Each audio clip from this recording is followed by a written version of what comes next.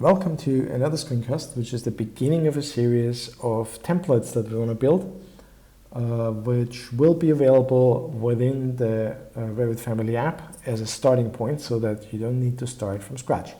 So the first window that we want to build for this series is basically a window with two nested layouts. So we have one casement frame on the left side, covering the full height, and we have another casement overhead frame here on the upper third and below a fixed glazing.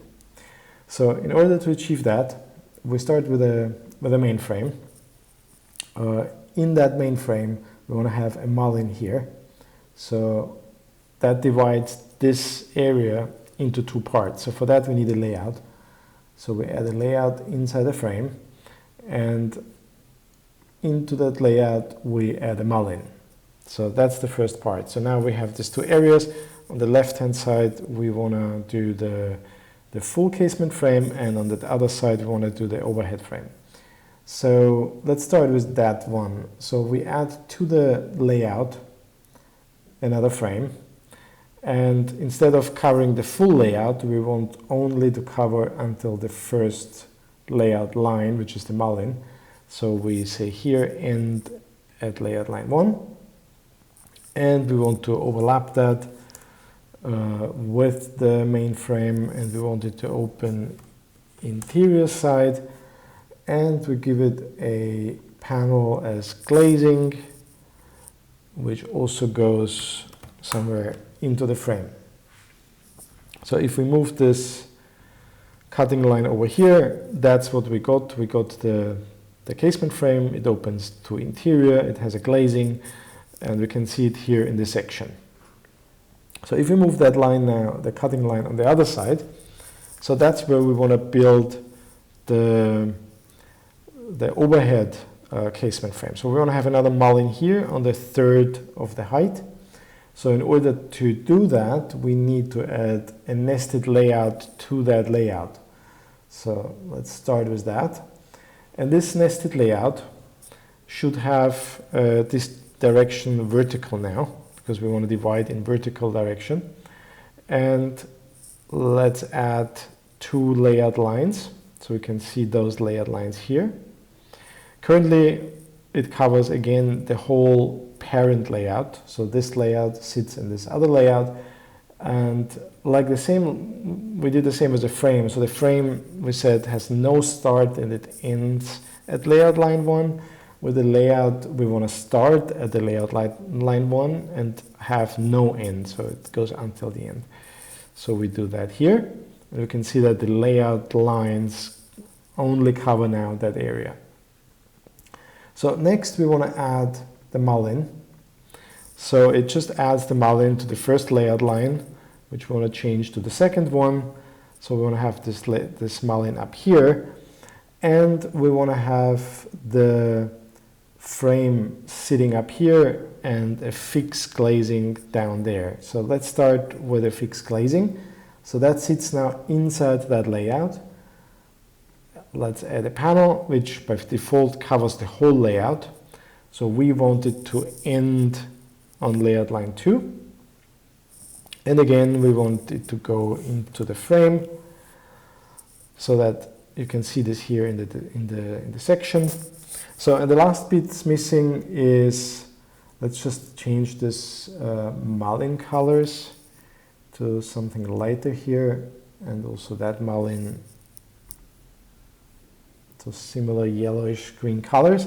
So, and this last part here, the overhead frame, so goes again into the layout. So we add a frame here. By default, it covers the whole layout, and we want that to start at the layout line 2 and have no end. So we say here, start at the layout line 2, and we want it to, again, minus 40 to overlap and open towards interior, and we want to give it a glass We add a panel there, which again should cut into the frame. And that's basically it. So we got, the only thing missing maybe is the opening, the symbol lines. So we can start with that frame, add a symbol line, and then the other frame, add a symbol line. And here we want this symbol line to go swing up. And then we can maybe change the colors so that this is a black one, this is a black one, and maybe the frames will make them a red color, and the other frame maybe a darker red color. So yeah, that's basically the window, and that will be available as a template, which looks at your end if you have an account like this. So that gives you now another option as a starting point. So you could create a window from here, so you can do that, create your own one from scratch, or you can just add this one to your windows by duplicating it. So you click on that button, and here you go. You get your own window, which is, as a starting point, the one that I just created. So I want to create more templates and make them available for everyone down here. There will also be a YouTube button next to this duplication button here.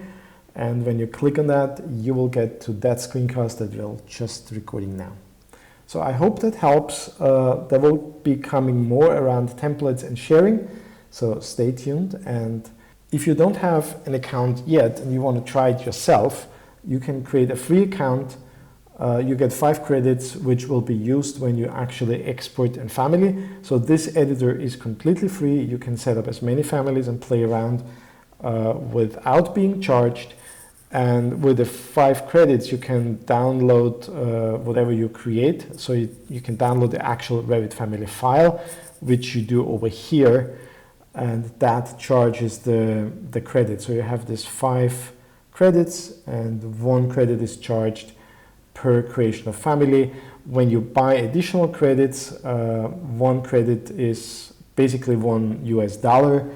So it's really, really affordable and saves you a lot of time. So go ahead and give it a try, and I'll see you in the next screencast.